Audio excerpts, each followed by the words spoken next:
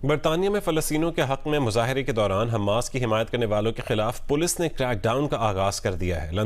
लेकिन वज़ीर ख़ारजा OIC की एग्जीक्यूटिव कमेटी के हंगामी इजलास में शिरकत करेंगे। तर्जुमान दफ्तर ख़ारजा के मुताबिक वज़ीर ख़ारजा 18 अक्टूबर को जद्दा में एग्जीक्यूटिव कमेटी के वज़ारती इजलास में शिरकत करेंगे। इजलास इस्लामी ताउन तंजीम ने गजा के बहरान पर तबादला ख्याल के लिए बुलाया है। उधर अमरीका सऊदी अरब और मिस्र से हमास की मजम्मत कराने में कामयाब न हो सका। सऊदी वली अहद शहजादा मोहम्मद बिन सलमान ने इजरायली हमले बंद करने का मुतालबा कर दिया है। अमरीकी अखबार वॉशिंगटन पोस्ट के मुताबिक अमरीकी वजीर खारजा एंटनी ब्लिंकन को सऊदी वली अहद ने मुलाकात के लिए घंटों इंतजार करवाया। रिपोर्ट के मुताबिक सऊदी वली अहद शहजादा मोहम्मद बिन सलमान ने दूसरे रोज अमरीकी वजीर खारजा एंटनी ब्लिंकन से मुलाकात की तो इसराइल की गजा में इंसानियत सोज मुजालिम फलस्तीनी शोहदा की तादाद 2800 से तजावुज कर गई। के लिए ब्रिगेडियर साहब, मुसलमानों के खिलाफ नफरत अंगेज वाकयात में इजाफा ही देखने को मिल रहा है, क्या वजह समझ आती है? फिर इसका सद्देबाब कैसे मुमकिन हो सकेगा? कैसे रुकेंगे वाकयात?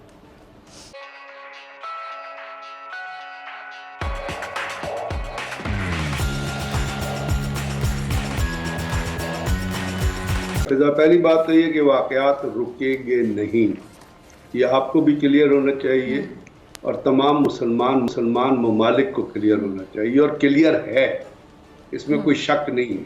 1917 में यूनाइटेड किंगडम ने, ये जो फॉरेन मिनिस्टर ने एक लेटर लिखा था रॉथस्चाइल्ड को, और उस वक्त गोरे ने यहूदी से वादा किया था, और उस लेटर में उसने, खत में उसने लिखा था कि जो हिज मजिस्ट्री की गवर्नमेंट है ये आपसे कमिट करती है कि हम आपकी जो स्टेट है वो इजराइल की स्टेट जो पैलेस्तीन में बना के रहेंगे। ऑटोमन एम्पायर के ज़माने में ये पैलेस्टाइन था, यहाँ कोई इजराइल नहीं था। उसके बाद फर्स्ट वर्ल्ड वॉर ख़त्म हुई और उसके बाद जो नकबा हुआ, और जो आज आप एक 6 साल बच्चे की बात कर रही हैं ना, जो एक बहुत ही जलालत से, घनावनत से भरा हुआ जुर्म है, लेकिन उसी मुल्क के अंदर उस मुल्क का जो प्रेसिडेंट है, जिसको आप जो बाइडेन नाम का आदमी कहते हैं, या जो उनका फॉरेन मिनिस्टर एंटनी ब्लिंकन, जो अभी एंटनी ब्लिंकन जो जाके अभी नेतन्याहू क्रिमिनल दहशतगर्द कातिल से मिला है, वो लोग तो सपोर्ट कर रहे हैं कि बच्चों को मारो। वो कह रहे हैं लोगों का कत्ले आम करो। जो बाइडेन ने कहा जो मारो, कत्ल करो, बॉम्ब करो, बम करो, डेजी कटर चलाओ, बमबारी करो, जो मर्जी करो, तुमको पूरी इजाजत है। ये जो बाइडेन ने और वेस्टर्न वर्ल्ड ने आपके सामने, यूके ने कहा है कि जी जो मर्जी करे। तो एक बच्चे को आप रो रही हैं, इस्लामोफोबिया को आप रो रही हैं। गाजा में आज इजरायली न्यूज पर हेराट्स उठा के देखे, वो कहता है 2225 और कोई 2000 लोग हैं जो रबल के नीचे दबे हुए हैं। आज की तारीख में इस वक्त 5:50 पे एक खबर लोड हुई है हेराट्स में, और वो ये कहती है, मतलब आप इससे अंदाजा लगा लीजिए ना, एक इजराइल की एम्बेसडर है, उसने स्काई न्यूज को इंटरव्यू दिया है, और वो कहती है कि जी स्काई न्यूज को वो कहती है इतने झूठे, रियाकार और धोखेबाज ये लोग हैं, इतने कमीने ये लोग हैं।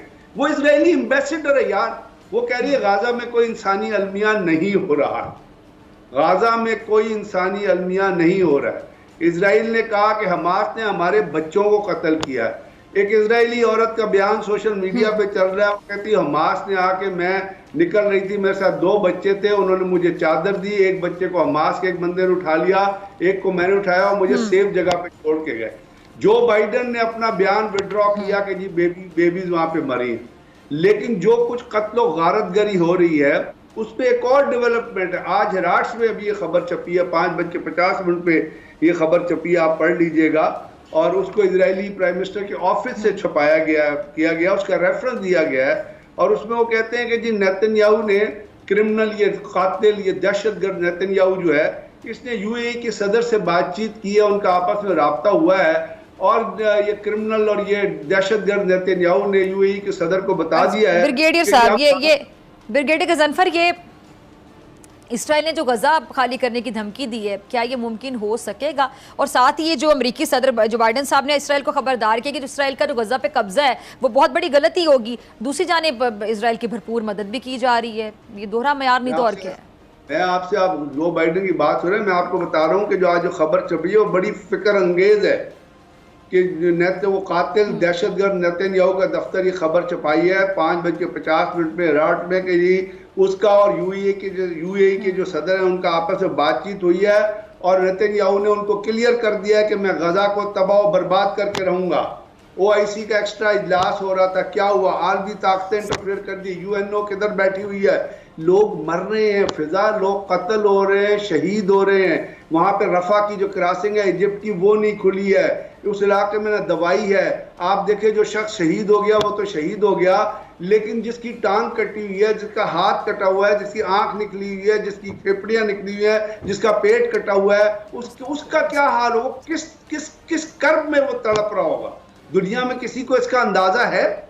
किसी ताकत को, जो बाइडन को अंदाजा है, यूके के प्राइम मिनिस्टर को अंदाजा, वो तो मदद कर रहे हैं उन दहशतगर्दों की जो वहां लड़ रहे हैं, उन इजराइल की मदद कर रहे हैं। आप देखिए 25 किलोमीटर की नहीं तो जो इंसानी हकूक के लंबरदार बने फिरते, चैंपियन बने फिरते, खासतौर पे कौम मुत्तहिदा की सलामती कौंसिल, तो इस पे तमाशाई ना बने, खामोश बैठी हुई तमाशाई बन के क्यों कोई इस पे एक्शन नहीं ले रहा? क्यों खामोशी इख्तियार किए हुए हैं ये ब्रिगेडियर साहब? मैंने आपको बता दिया ना कि उनका मकसद क्या है दुनिया की ताकतों का। उनका मकसद है कि फ़लस्तीन को ख़त्म करो।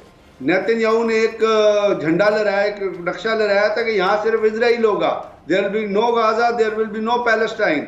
लेकिन बात यह है कि क्या किसी को कंसर्न है?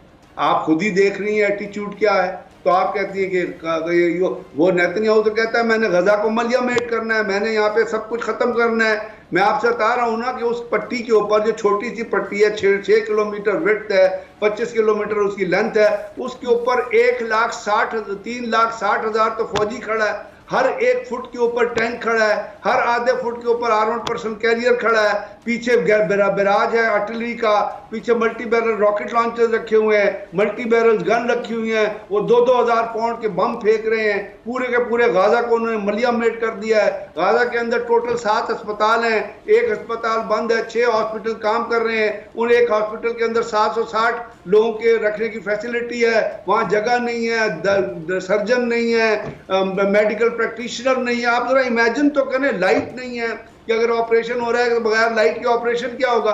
आप ये तमाम चीजों को जरा सोच, और पूरी दुनिया चुप है। दुनिया लगी हुई है किस चीज में? या आलमी ताकतें लगी हुई है किस चीज में? यूएनओ लगी है कि बातचीत हो रही है जी, इजलास हो गया जी, लोगों को बुला लिया जी, डिस्कशन हो रही है जी, उनसे मुलाकात हो गई है जी। अब वो अमेरिकन जो फॉरेन ब्लिंकन जो गया था इजराइल में, उसने वहां जाके सब कुछ किया, लेकिन उसने कहीं भी किसी तरह ये नहीं इस्तेमाल किया, अपने एलामिया में ये नहीं आया कि जी आप सिविलियंस को प्रोटेक्ट करें। आप कम से कम you should avoid by the laws of war. Phosphorus bomb इस्तेमाल हो रहे हैं। इसराइल और हमास के दरमियान जंग में हमास की हमायत करने के हवाले से हुकूमती वार्निंग को नजरअंदाज करने वालों के खिलाफ पुलिस ने क्रैकडाउन का आगाज कर दिया है। इसराइल हमास जंग के आगाज के बाद होम सेक्रेटरी सवेला ब्रेवरमैन ने कहा था कि दहशतगर्दी की सताइश, कत्लेआम की हौसला अफजाई और यहूदियों का मजाक उड़ाने वालों को पुलिस गिरफ्तार करेगी। मेट पुलिस हफ्ते को फलस्तीनियों की हमायत में होने वाले 1 लाख से जायद अफराद के मुजाहरे में शरीक उन 2 सियाफाम खवातीन को तलाश कर रही है जिन्होंने हमास के पैराग्लाइडर्स की तस्वीर अपने लिबास पर चस्पा की हुई थी। पुलिस ने इनमें से एक की वाज़ेह तस्वीर भी जारी की है जो कि ये नारे भी लगा रही थी कि बरतानिया दहशतगर्द रियासत है। ये खवातीन पुलिस को पब्लिक ऑर्डर ऑफेंस के इल्जाम में मतलूब हैं। पुलिस ने मुजाहरे में शरीक 3 अफराद को नस्ली तौर पर हरासा करने, खंजर रखने और चेहरे से नकाब न उठाने के इल्जाम में गिरफ्तार किया था, जबकि एक शख्स को फायरवर्क फेंकने के इल्जाम में पेनल्टी नोटिस भी दिया गया था। मुल्क की चंद बड़ी यूनिवर्सिटीज में फलस्तीनियों के साथ यकजहती के लिए मुनक्किद इज्तिमाअत के बाद यूनिवर्सिटीज और स्टूडेंट यूनियंस पर इसराइल मुखालिफ जज्बात को हवा देने की कोशिश का इल्जाम भी आयद किया जा रहा है। वजीर आज़म ऋषि सुनक ने आज शुमाली लंदन के एक स्कूल के दौरे के मौके पर इसराइल के लिए हमदर्दी का पैगाम भी लिखा।